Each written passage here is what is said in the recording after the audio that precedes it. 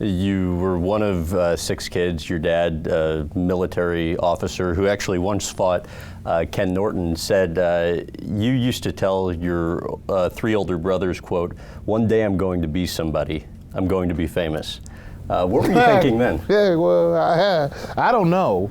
I just got tired of them picking on me, so I figured if I said that, they would leave me alone and hopefully be nice so that if I do become that way, I can do a favor for them. And picking on you, they did. Yeah, they used to call you Bob. On me. They picked on me endlessly. They picked on me. Their friends picked on me. I'm the youngest of 6. So I look back now and I think, what else could I have expected? I should have expected it now.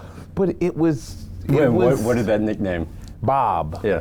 Nickname was Bob. Bob meant booty on back. Yeah, great nickname. It meant I was a chunky kid. I didn't play any sports. I played football when we were in North Carolina when I was 7 and 8. Then once we moved to Germany, that kind of phased out. And I just ate until I was Bob.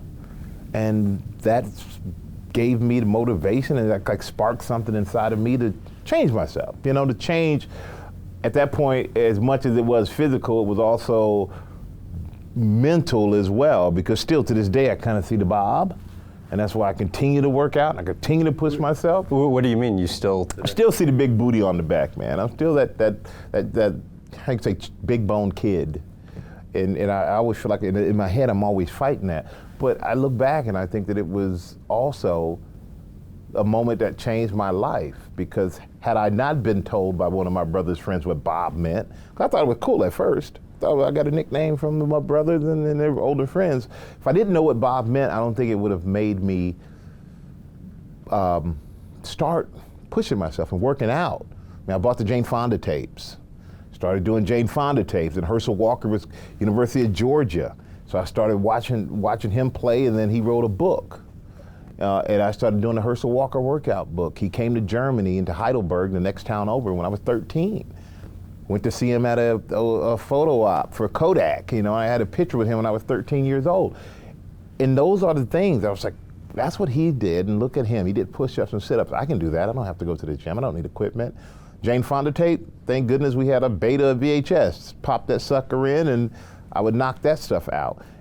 And eventually, you stick with something long enough, you start to see results. And my father, after about 6, 7, 8 months of that, watching me do stuff in front of the television, said, I want to work out with you. We're going to work out together. And he really got me, started on everything. And I think you guys were going for 5:30 a.m. Morning runs. Yeah, you and your man, dad. I didn't like that much. Although you subsequently ended up coming back to Germany to graduate high school, your class of 2, which you point out you weren't the valedictorian. Well, ladies first. Julie Johnson. Yeah. She was first in class, I was second in class. I was number 2 in my class. But you, for at least a temporary time, went to the States to attend high school. How difficult was that for you? That was hard. That was one of the hardest things. Probably harder, or as hard as my first year at college, to leave my family, my parents and my brothers, to go stay with an uncle in Houston. It was difficult because at that point, I felt more like I was European than I felt American. I remember getting off the plane, and all you hear about at that point when you were in Germany was the U.S. is bad. They have so much drugs and drugs and drugs. And I get off the plane, and I'm in the car with my uncle going to his house, and I see the drugstore, and it had drugs, a big sign. And I was like, oh my goodness, this is really bad. They were even putting up signs advertising the drugs here. It was a drugstore. But I was that naive. I had no idea. I was so green. And I go to a high school, and I think I've tried to block out a lot of high school. I don't even remember much. High school in the States? Yeah, I don't remember much of it because my whole focus, I'm here. My dad said I could play football and I could get a scholarship. He believes in me. I can't let him down. And so I was so focused on just making it through school, hopefully getting this scholarship. And if I could do that, then I knew I could go back to Germany and I could graduate high school there. And that was my focus. So after 6 months, 5 months, it happened. After, I think, your first semester in college, you pack up all your stuff. I was done. Why do that, and what was the conversation that followed with your dad?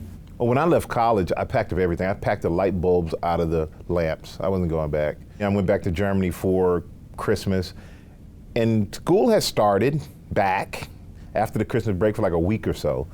And my dad said, shouldn't you school starts, shouldn't you be back at school? And I'm like, yeah. He goes, so when are you leaving? I said, I figured I was a man. It was the first time I felt like a man.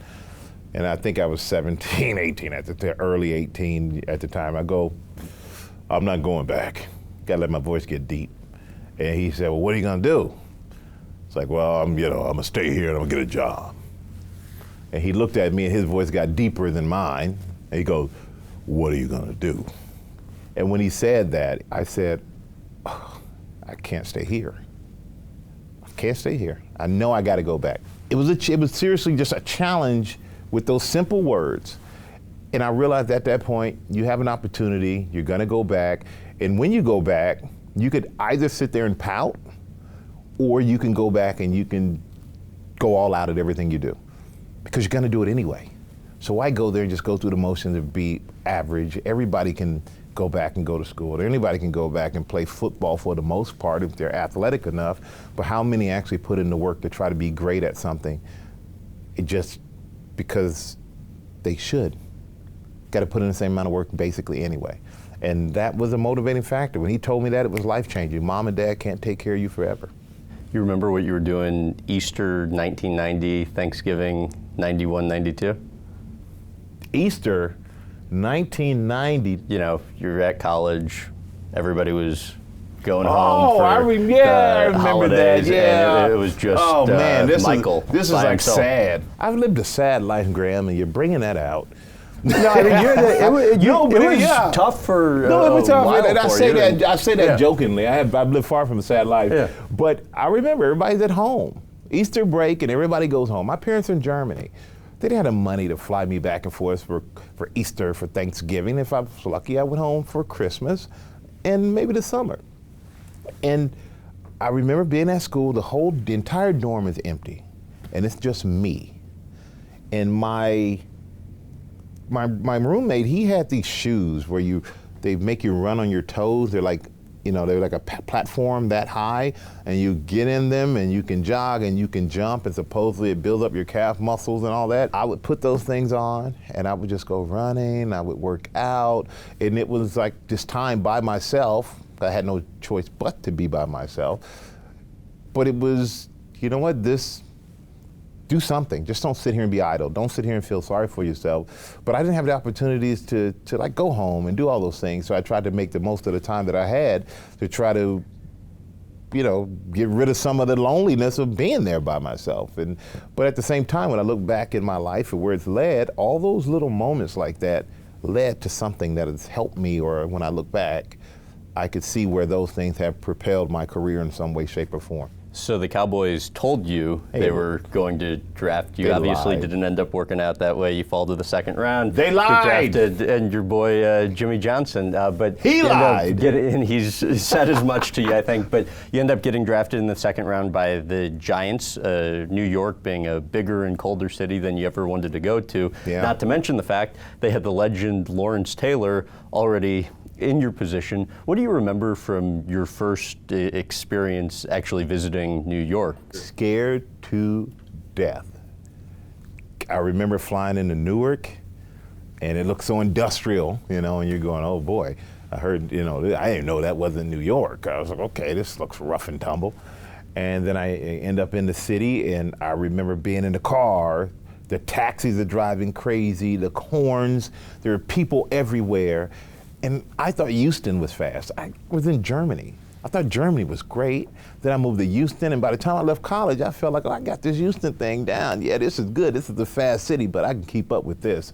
Then I come to New York, and it was on hyperdrive. And I just went to my hotel room, stayed in my room until they sent someone to pick me up and take me where I needed to go. And because I'm in the room all day, I would just, be so awake, and I look out the window at 2 or 3 in the morning, people on the street like ants. And I'm thinking I can't leave the room, because if I go outside, they're gonna know I'm new, and God knows what's gonna happen to me. It was like I was walking looking like that. Don't look up. If you look up, people gonna know that you're new here. You may something may happen to you. They may rob you, who knows? But it was just ignorance at its best. I didn't know any better. I didn't have the experience of being here and spending time here. And now after being here, it's my favorite place in the world. So between talking to your socks and reading the game program on the toilet. Explain a little what your pregame routine entailed while playing. You're asking these questions, which makes me realize I may have told people a little too much. Well, my pregame was cool. I liked it.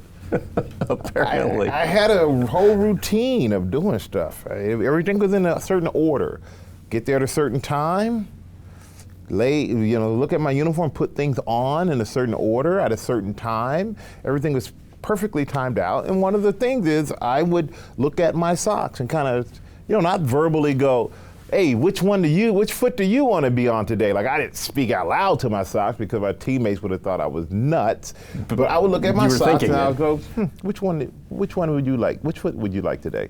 Then they debate sometimes. They debate, and I'd have to put the sock on, and then the sock may go, I don't like this one today. And then I would switch them up. And I go, okay, now that feels good. I just felt if my socks didn't tell me and I put the sock on, it was like, no, that's not a good one, then I would be clumsy that day. So I had to listen to the socks. I had to. And then I would get the game program. And as the years went on, I even learned myself, football players try to look mean in a game program, Try to look so mean. But if you look at somebody and they're mean, you kind of you have some expectations. But if you look at somebody in the game program who you hear maybe mean and they're like this, a mean person smiling is an insane person. So I would change it. I would be in the program like, I used to do like glamour shot. I figured if the opponent's gonna look at the program, they're gonna see me smile like that, they're gonna think he's crazy. I loved it. But I would go into the bathroom, close the stall, not to use the bathroom or not, and I would just go through the game program, and I would look at the pictures of my own teammates before I looked at the opponent's teammates. Every week, the pictures didn't change, but it was just my routine, kind of calming to look through and, fan through. Yeah, it was, I don't know. Maybe I need to find an old program in the bathroom. Calm my nerves. When you're at the line, what are you seeing and what are you thinking about before snap? Well, I used to watch so much film and study habits and little things that probably a lot of people didn't see. I would study so much film that I would start on the tackle, and then I would watch the same plays over again, the 3 or 4 games. I watched the guard that time. Then I watched it over again, I watched the center. Because there are certain things that each one would do before certain plays that one may give away what the other one's supposed to. You know what I learned? I would always be so late to get down. I was always the last guy, basically, to get into a stance.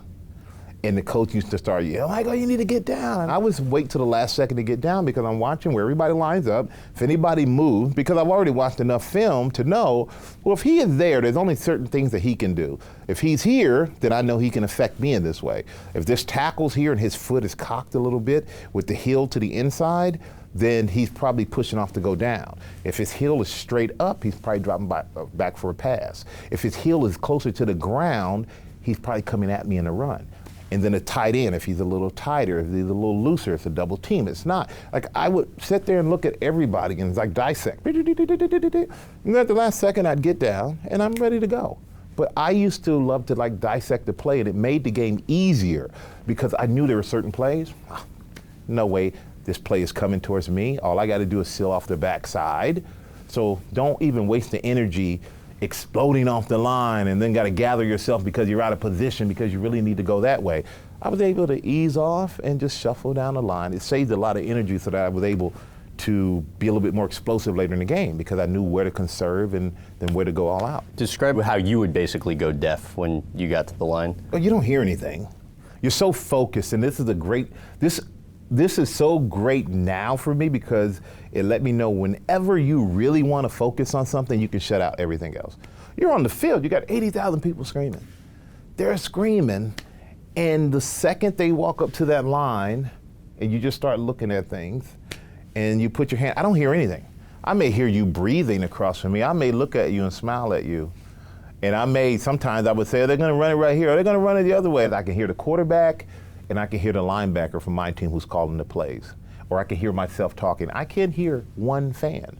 It's like you just take that hole, you have that circle, and that's the only circle. You can hear everything else. Outside of it, you don't hear a thing. And then after the play, say you get a sack and you stand up, and it's like the volume on your stereo is cranked up to the max, because all of a sudden everybody bursts in. And that's where you do all the stupid dancing, because it's just the energy hits you all of a sudden. Teammates will occasionally get into it with each other as well, and you wanted to make a point early on of making sure nobody messed with you. Two instances, want to get what you recall from each. The first being when the Giants, the year after drafting you, draft a fourth rounder on your team who also happened to be a member of the Bloods gang. Oh. And then the other one being when you decided it's a good idea to take on the biggest guy on your team's Scott Gregg. Oh, well, thank goodness I won both. If not, it may be a different story we're sitting here talking about. But yeah, I think the first was Chris Mamalonga. Chris Mamalonga, great player. I mean, defensive tackle, big guy. But he had a penchant for fighting off the field. Literally, I think he knocked out two of our teammates playing video games, over the video games. And it was a off season, and during the off season at that point in my career, I was quite 3 or 4 years in, if I remember correctly, and he was just picking on me that day. And then he had just finished his first year, he was going to his second year, and I guess he was feeling good about himself. He had a good year. And I just was like, dude, like just shut up. At this point, just shut up. Like trying to be quiet about it, but then he kept going. And then I think I offended him, and I said, you know what, why are you even talking to me? You're a rookie. So just shut up, Rook. And we got a room full of guys. So either I gotta act like this and I gotta say these things after trying to quiet it down for a while, or you're not gonna be respected. Just not. Because if I were to back down, then I'm gonna look like, you know what? Oh yeah, Strahan, just challenge him. He's scared. So I had to say, you know what? Shut up, Rook. You're Rook. You shouldn't even be talking right now. You have no right to talk. And he kept going and he kept going, and he's like, you think you can whip me? And I'm like, I'm not saying I can whip you. I'm not even talking about fighting you. But if you start it, we're gonna have to go. And now in the back of my head, I'm thinking, oh Lord, I don't want to fight this guy. And he and I kept going at it. Then eventually I'm standing up against the board, and he gets up, and after many times of, well, if you come at me, we're gonna have to go. After many times that he stands up, he gets up in my face, and I knew he had a thing about just stealing guys, just bam, hitting you before you knew what was coming. And I'm standing there against the board, and I'm thinking, oh, he's gonna swing, here it comes. And he swung, but I was ready, and I ducked, and he swung so hard. This is a 300-something pound guy. He swung, he spun around to where I locked him from behind and picked him up and slammed him on the ground. And then by that time, I'm in control. So that's when you start, I told you not to mess with me, boy. I will whip you like I said. I start talking good stuff then. And the weird thing is, he was never the same player after that. Really? Was not the same player. And I think it was a confidence thing. It took his confidence away. And I liked the guy, had his moments as a player, but I learned you got to stand up for yourself. And Scott Gregg, that was nothing more than just two guys in practice fight. I mean, I love Scott. Great guy. I went against him every day in practice, 6'7", 6'8", 320. I mean, the mountain man. And we didn't. Although you said you've looked back and you're like, I could have thankful you didn't kill the guy. Yeah, I could have killed him. And I look back now and I'm like, oh, that was stupid. But at the time, you don't understand, it's a different switch. It reminds me of when I went to Africa and I look at a lion, and a lion has, in his eyes, there's no life, there's no concern for you. I'll eat you right now, I'll kill you. I don't care. You don't matter to me. And when I put on the helmet, that's what happens. I don't care about you. I don't care. You get hurt, hey, you get hurt. Me or you, ain't gonna be me. And that was just the mentality that happened. So Scott, I would look at him in the locker room, like, oh my goodness, big guy. But once I put on a uniform, we're on the field, and it's during the spring practice. We just have on helmets. We don't even have on anything else. And Jesse Armstead, him got into it. Jesse knocked him down, the whole team, but whoa. So the next play, I'm like, okay, here we go. Scott's gonna try to come at me, even though I had nothing to do with it. We don't have any equipment on. Well, the next play was a slant. He went that way and grabbed another linebacker and tossed that guy. Whoa, and I'm thinking, okay, it's over. He's got it out of his system. Well, then the next play comes at me, and kind of bracing for it. So we're struggling and we're fighting, and I'm like, dude, like, what's your problem? He grabs my face mask, so I grab his face mask, and then we're tussling. And then his helmet comes off, and he still had my face mask. And I'm in that, I don't care about you. I looked at it for a second and thought about it. Why not? Bop! I hit him in the head. And I just remember him, he falls back like that. And then when he falls back, then I jumped on him again. No, you did? Yeah, you have to, it's like MMA, gotta finish him. And so I'm down, and I'm punching, they pull me off, and by that time, Jesse Armstead started fighting somebody over here, somebody else started fighting somebody over there, and coach called practice off, and we get in the locker room, and Scott had a little blood and everything else, and he looked at me and goes, you got me today. And that was it. We were great, we were back at it. And that's kind of like what sports is. It's a challenge, and sometimes the best man wins, sometimes it's not always gonna be you. I was just fortunate that it was me on those two occasions. Any lasting injuries or pain from your playing days? I feel great, to be honest with you. I think pain and the injury and like stuff, I think more of that is just life of living for me. I know a lot of guys with a lot of different things. For me, I hurt everything, man. I hurt everything. Some things, like I tore my pec, that was a major thing. I had wrist surgery. Your fingers are all messed up too, I tore my thumb, right? but the finger stuff is easy. I mean, that's nothing. You know what you do when that happens, and you throw a guy and you run into the play, and the play is over, and you go, ow! And you look and your finger's sitting like that, you grab it and you snap it back. And then you think to yourself, I cannot show that I'm hurt. I can't run to the sideline and tell the coach, I hurt my finger. It's not that sport, that's not football. You suck it up and you get back down and you think to yourself, I hope they don't do anything over here this play until I get off this field where I have to use my left hand. Explain why you never wore a mouthpiece. Like, come on, look at my teeth, man. No, if something happens, like, hey, maybe I get them fixed for free. Who knows? But that was a conscious decision, though, right? Because you didn't want to like proactively have the yeah. teeth What am I done, wearing a mouthpiece for? My teeth are what my teeth are. You know, a lot of guys out there with pretty smiles, they're worried about how they look. I look like this, so I always will. And the worst thing about it was there were a few times I'd bite through my tongue, because you know Michael Jordan would be out there. Well, you do that too, and you hit a guy and you got your tongue out, and you hit him so hard it makes you clench, and then you bite through your tongue. That was the worst. But once I did that a few times, I learned not to do that, and I enjoyed not having a mouthpiece. I could breathe better, I could talk. You know, I just felt like I'm out there freewheeling and just doing my thing. And my teeth are, you know, they may not be together, but they're clean. They're pretty straight. You wrote in your book that you occasionally had to negotiate with pain, and you said you'd have to bring a third party to negotiations occasionally, writing, quote, I like to call it the law offices of Toradol, Lidocaine, and Vicodin LLC. Sometimes we also place a call to Indocin and Naproxen, and then there's the little private investigator named Prednisone. When you're playing, you know, the after effects of the game, now I don't feel. I feel better now than I felt when I was 25. But when you are playing the game, you feel bad. I mean, it takes a toll. It beats you up. And there are certain days you wake up, or certain times you realize that you need to play, that physically you need help getting there.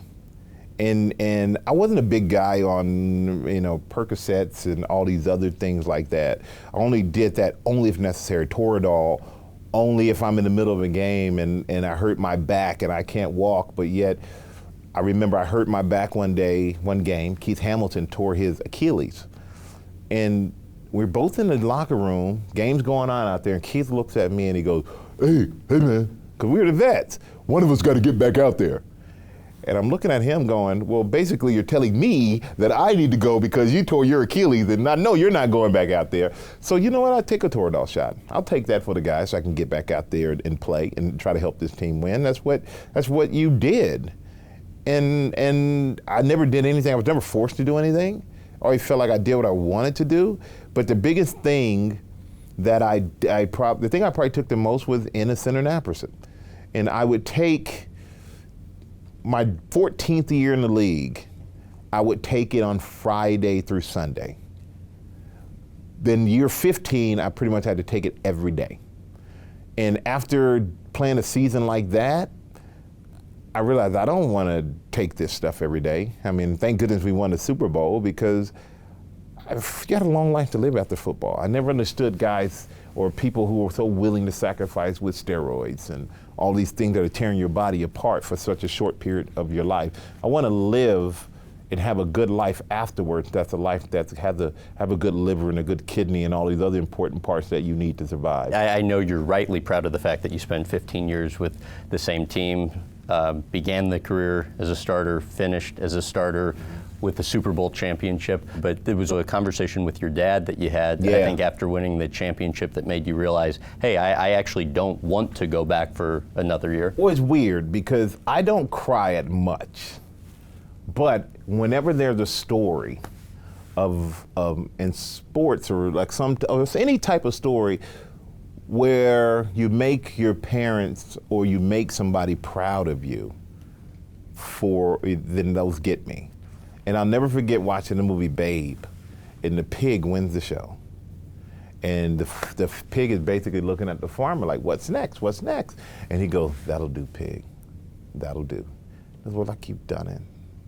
Great job, proud of you, that's it. I don't have to do anything else. And I called my dad to talk to him, like, I'm really thinking about retiring. And I thought he was gonna, maybe put up some resistance to it, because in most ways I only did it because my dad said, you can be a football player, you can get a scholarship. When you make it to the pros, when you win the Super Bowl, when you're an all-pro, when you're this, I did it because he told me that I could do it.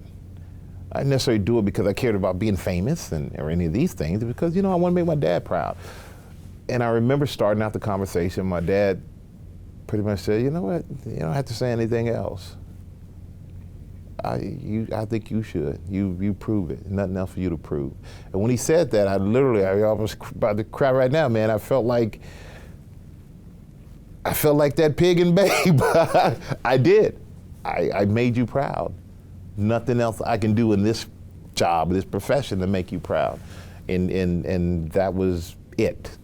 Done. And I wasn't one of these guys who's going to retire. And when guys retire and I see them crying, I know you're going to miss your career. I know you're going to miss it, but now a whole nother chapter of your life starts, and I feel like I put everything into it. Everything. I didn't leave anything out there that I could ever look back and felt like I want to cry over this, because I know there was something else there. Could I have physically gone out there and played? Yeah, but I knew I gave everything mentally that I could give out of my heart to the game. What made you say Hall of Fame weekend was then the highlight of your life? That was it. Because like this career that I had all came down to being inducted into like the greatest fraternity, I guess you can call it, you can be inducted into when it comes to the game of football, the biggest sport in this country. And to be a part of that, only a very select few are able to be a part of it, was special. And also to have my family there. Like to have my parents and all my kids, and I had my coworkers and all my friends and people who came that I invited, and I thinking that they would show up, because I don't look at myself in the way to think, oh yeah, this person's gonna show up for me. And I almost feel bad asking people to show up. But everybody I asked showed up, was happy to be there, had a great time, and it was like bringing together all the people who were influential in my career in one way, shape, or form, to the biggest celebration of my career as an individual. But the biggest moment was Super Bowl. I look back and I think Hall of Fame, yeah, as an individual, it's the greatest thing, would never give that up. But Super Bowl, just to see the happiness on a young Eli Manning, the first one, 3 or 4 years in the league, to see the happiness on his face is as happy as the joy on my face would have been there for 15.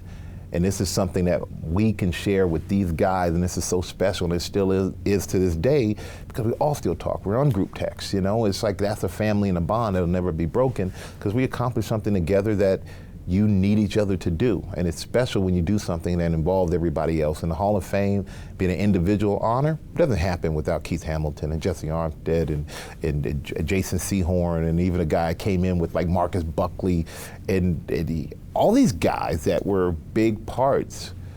Robert Harris, I can keep on naming, going on and on, were big parts of my life and my career. How motivated are you by fear? Every day. I was fear. I'm afraid to fail. I'm afraid. I really am. A lot of people are motivated by fear. I am motivated by fear. I'm not motivated by, oh yeah, if I can get this done, this is what I'm going to get at the end of it, the reward. Reward, okay, that's great. I'm motivated by the fact that if it fails, that just doesn't feel good. You know, what would be thought of the failure? And I've learned that sometimes failure is necessary in order to find your path to another place where you can succeed, though. Failure doesn't mean that, I look at failure totally different now. I look at failure as a learning experience now. I've done things that have failed, and I'm happy that they failed, because if they hadn't, to be honest with you, I wouldn't be where I am now, and there'd have been a totally different path that I really couldn't see myself on anyway. So failure is the way of sometimes getting you back on the right path where you should be. You have a quote, I understand. Hard work will put you where good luck will find you. Mm-hmm. Explain that. Hard work puts you in a position where the harder you work, the luckier you get. Yogi Berra. That's basically what it is. Hard work gets you into a room, per se. But once you get into that room, you got to make it so you stick and stay. Hard work gets you there. Luck will get you there. But once you're there, you got to prove that you belong there in more ways than just that. And I just know from my hard work in my life is have put me in rooms and places where, God, whoever would have thought that? I mean, my whole Hall of Fame speech was about improbable to possible. I mean, it's improbable. I'm this 9-year-old kid living in Germany who starts working out, and then he comes to the States and he doesn't really play football, and he watches on TV and he gets a scholarship. All improbable to think that that kid ends up in the Pro Football Hall of Fame or ends up doing everything that I do now. But it goes to show that something that may seem improbable in the way that we think or the way other people think about it, but it's not impossible. It's very possible. In what ways will you try and outwork people? Because everybody I talk to about you is like, he's, the first one in, last to leave when you're playing football. No, they're lying. When you're playing they're football. Lying. I was not the first one in. Grandma was not the first one in. They're trying to make me look good. I was not the first one in. I may have been the last one out, but I was not the first one in. But I maximized every second that I was there. I didn't get there and sit around for an hour before there was time to do anything. Why would I do that? I was always, after practice, I come in when I needed to be there, all the meetings, the practices and all that stuff. And during lunch breaks, when we have our lunch period, which under the coach was hour and a half or so, hour and 15, hour and 20, 30 minutes, most guys, they're going there and they're watching all my children having lunch. It's a lunch break. Me, I had a routine. I come in, I get out of my practice uniform, I put on my workout clothes, and I go to the gym. I'm gonna go work out because I know I'm tired from running all day on the field. I'm tired from pushing guys. But if I can go in the weight room and I can lift the same weights that I lift when I'm fresh, if I can run on that treadmill at 10-degree incline, 11-degree incline at 10 or 11 miles per hour for sprints after practice, then when I'm in the game and the guys are tired and I'm tired, I'm like, oh, I know I got more in the tank because I go kill it after I'm done it. I got a lot more in the tank. You're gonna get a lot more tired before I ever do. And it was just mentally, for me, it was a way to say you always have more in the tank. So I would always outwork anybody in the weight room. I would always run sprints. I would always watch more film. And I would watch film every night during the season before I went to bed because I wanted to go to sleep with it on my mind. I would be in the grocery store doing pass rush moves. I mean, it was always on my mind. So you're obviously a hugely successful, driven, motivated individual. You have 4 kids of your own. How difficult is it to be the type of parent that you want to be when you are pulled in all these different directions and have as busy of a schedule as you have? I don't, be honest with you, it's not. And I found for me, it's compartmentalizing different things. And work is completely different from home life. I mean, when I'm at work, it's like, okay, I'm focused on this, I'm focused on this, I'm focused on this. When I go home, there's no focus. There's like, I'm home, I just want to relax, I want to have a good time. I don't work to come home and bring the stress of work home, then I'm still working. When I leave work and I don't care what the day was like, I'm at home and it's like, with the kids, it's the best thing because that's, you find out when you have kids, that's really what life is all about. It's like, wow, I was put on this planet and I have these other people I'm responsible for, who, the things that they learn, the way that they treat people, the way they interact, the way they approach stuff, all comes from me. And I try to be a great parent who, you know, there's discipline and there are rules, no doubt, but I always want my kids to feel comfortable enough to talk to me. I always want my kids to feel that they know I got their back 100%, and that says I'm the one person in their life that will love them no matter what. No matter what, I'll always love them, right or wrong. And that is the thing. I retired when I was 36 from football. My twins were 3 years old. And here I am talking about work hard, get out there and then go all, give it everything you got. They never saw that. They'd never see me, and they don't remember me playing football. I mean, they're Carolina Panthers fans. Yeah, but they see you now. For now. God's sake. I mean, but they see me now, and that's why I work hard like I do now, because I want all of my kids to see me and know that it's not easy. Nobody gives you anything. You got to go earn it. what do you like to live with? What am I like to live with? I'm almost like living with a baby. How so? Because I don't, you know, if somebody else could do something for me sometimes, I don't necessarily want to do it. But I've learned to be more collaborative in life, you know, to make sure that people around me are happy, to make sure that I'm willing, if somebody's willing to get up and get me a glass of water in the middle of the night, why shouldn't I get up and get them a glass of water in the middle of the night when they ask for it? If they're willing to do this for me, why wouldn't I be willing to do that? But I think living with me is, I would like to think that it's fun. I'm not a demanding, I'm not a high maintenance. I like to do things for myself, but I like company. I like vacations. Mm-hmm. And I think I'm at the point where I just want to enjoy life. I don't want to work forever. I want to enjoy life at some point. How do you view marriage, and could you see getting married again? I think marriage is great. I really do. And I know I've had a few failures, and I say you learn from your failures, right? Yeah. But I think my first marriage was with Wanda we were just young, and she's one of my best friends to this day. I mean, I love her to death, and have 2 great kids. And so that was a great experience where we both realized we were young, out of our league, didn't know how we were supposed to be or act, and trying to be kids, trying to play adults. But now that we've realized that, we come to that agreement together, like we had an understanding together, we've grown together.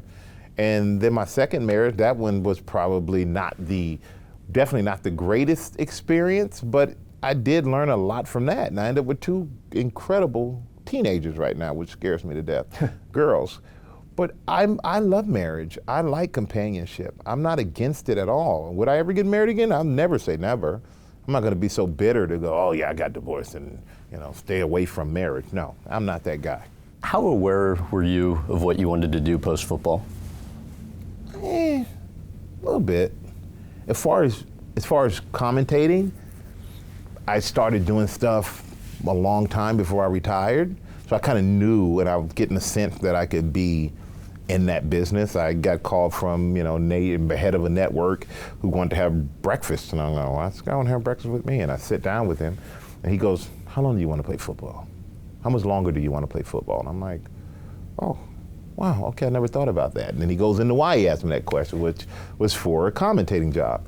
And then I did every network. I did Super Bowls. I did all these different things with different networks, and I ended up at Fox, and I felt comfortable in that role. Not immediately. I mean, after the first 3 weeks, I was ready to go back to football.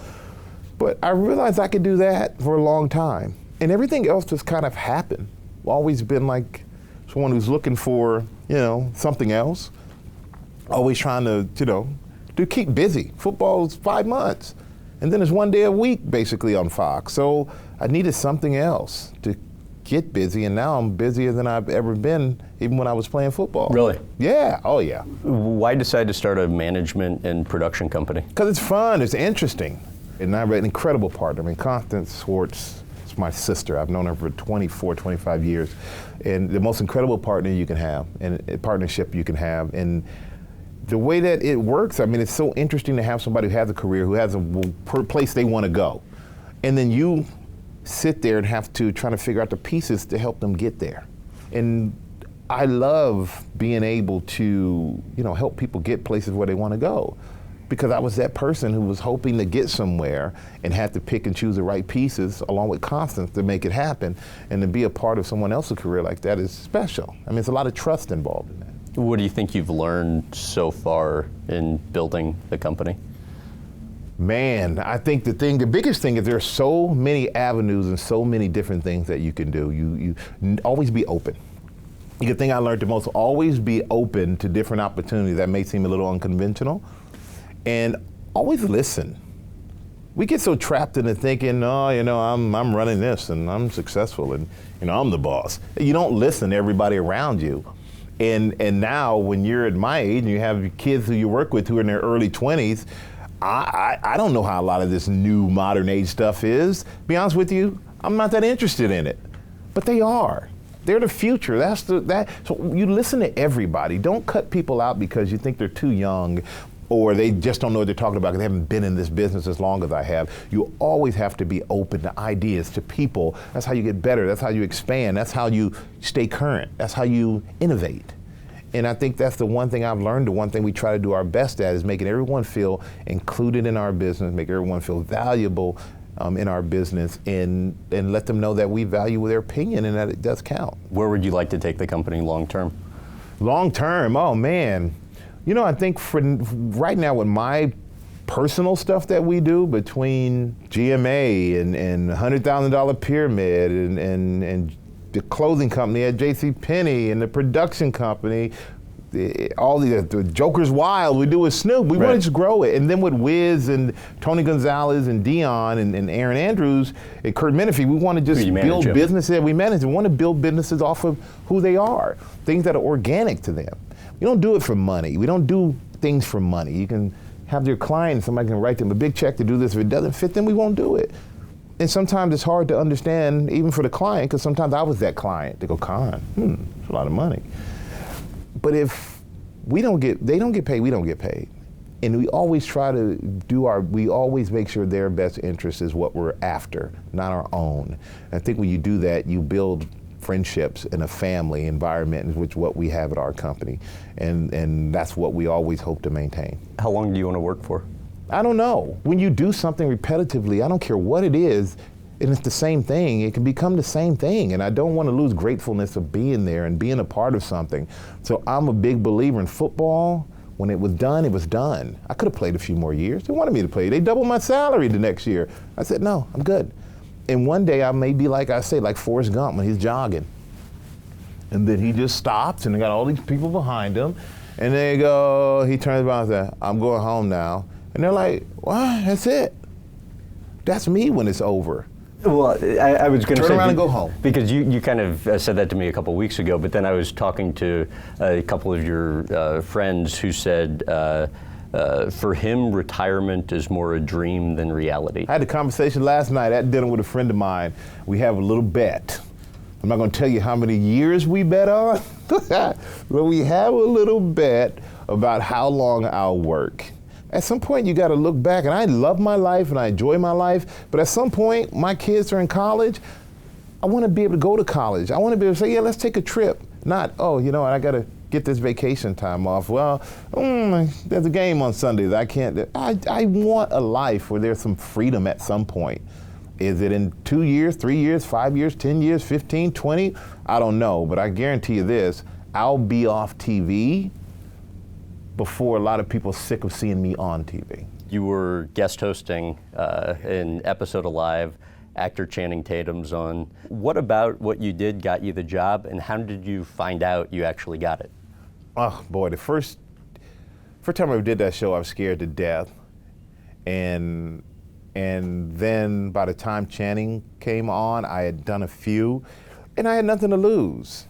Think about it, I was the last guy they were going to hire. You got Regis Philbin and you got me. You're not going to follow Regis Philbin with me, a guy who had no experience in that genre of television, an ex-athlete, a guy, a big 6'5" black guy, just ain't going to happen. So I went in and I didn't have any fear.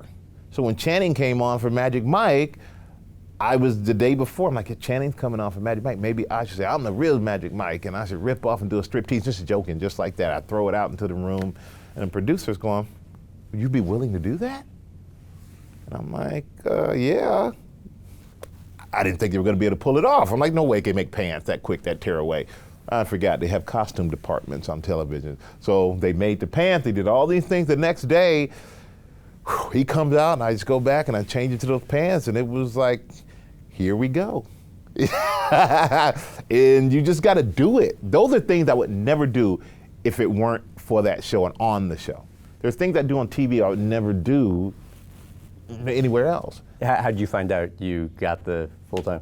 I got called up to the office of Dave Davis, who runs ABC, local ABC station here, and I get called up there, and I walk in, and it's Dave, it's Michael Gelman, and it's Kelly. And we sit there and they start some small talk about the history of ABC, and I'm going, okay, why do I need to know the history of ABC? But I'll listen. And then Kelly broke in and just said, hey, we want to know if you consider taking the job full time. And she started talking, and I did like Larry McGuire said, stop, you had me at consider. I wanted it to be memorable. And it was, and that was that, 4 years. 4 years of it. Obviously, it was tabloid fodder. Rumors swirled amid the switch from live to GMA. Hindsight, certainly 2020, but if you had to do it over again, what, if anything? Nothing. There's nothing I would have done differently. Nothing to do differently. You know, I handled it as professional as you can handle it, and I have been a professional from day one there to the last day I left. And I treated it just like I treated my NFL career, just like I treat everything I do. I do everything to the best that I could do it, the most respectful way to everybody around me, so that I have no regrets. So when I left there, it was tabloid fodder, but I think that was more for the tabloids and to sell them than it ever was for me, because I left, I slept well, I still sleep well, and I wake up now every day and I go to another great job. And live was a great job, a great learning experience for me. But, you know, just like everything else, football was one point in my life. That moved on to sports TV, which moved on to daytime TV, which moved on to morning news.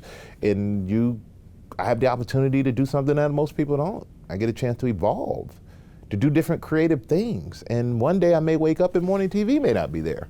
Then it's time to move on to something else. So I always have done everything the best, most respectful way, and I have zero regrets about anything. I was having dinner with a Hollywood producer a couple weeks ago, told him I was working on a taping with you, and I'm interested to get your reaction to this, because he's like, for the life of me, regardless of the amount of money, I don't understand why Michael would make the switch to GMA, because you go from a place where you have your name in the show that you can host the rest of your life if you wanted, to being one of several. But that's not your perspective, and so I was curious to get your reaction. I think that's a way of somebody who's on the outside looking in, who doesn't understand. And that's also a very selfish way of looking at it. And I'm not surprised it came from somebody who's in a business where it's all about, it's me, I gotta get mine. I'm not from that business. I've gotten mine by working with other people. Sports was great. I mean, sports set me up to where I don't have to work. A lot of people don't understand why I work as much as I do. I do it because I love it. I don't do it because I care about the attention. I don't have to do it. I do it for my kids if they see a great example. And I could care less about having my name on the show. More eyeballs are on GMA, so when they go, George Stephanopoulos, Robert, George Stephanopoulos, Michael Strahan, more people see that and see live with Mike, Kelly, and Michael. I could care less about having my name. If they didn't want to put my name at GMA, I'm fine. I just want to be in great working environments, working with great people, having a great experience, man.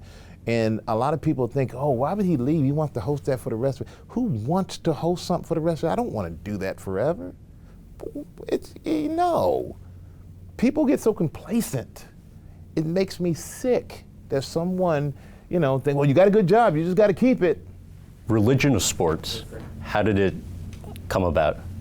Religion of sports, I had a conversation with Gautam Chopra, Deepak's son, years ago.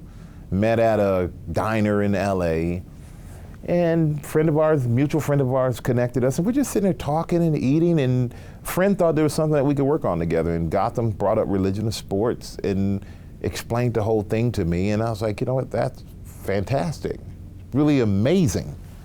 But years went past, and then we finally started to work on it after some time, and it just got better and better. The concept of it got better and better. We sold it to DirecTV, the audience network, kicked it off at the Tribeca Film Festival, and it's just taken off from there. And then we brought, Tom came in, you know. Tom Brady came in, you know him, you call him Tom, I'm joking. But but Tom Brady came in and added another level to it all. And Tom is, talk about the ultimate driven guy. I'm amazed at what he does, because I realize physically you can do something, but when you don't have that motivation internally, it's so hard. And I can imagine, I know the motivation I had for 15, I can imagine having the motivation he has now to this day. It's amazing to me. And he brings that same motivation to what he wants to do off the field. And Tom's been very particular about what he wants to do. He only wants to be a part of the best. And we've sat down and had this conversation